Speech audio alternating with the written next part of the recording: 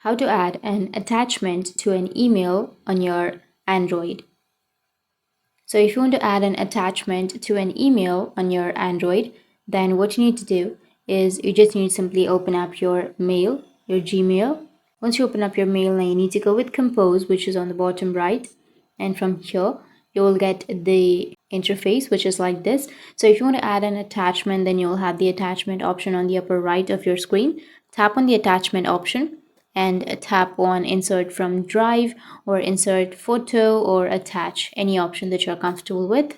And you can go with drive and choose folder or an image that you would like to send. So for example, I'll be choosing something, and then go with the address, subject and description, and after that send, and that's it. That's how you can add an attachment to an email on your Android. And if you have any questions, feel free to comment below. Thanks for watching.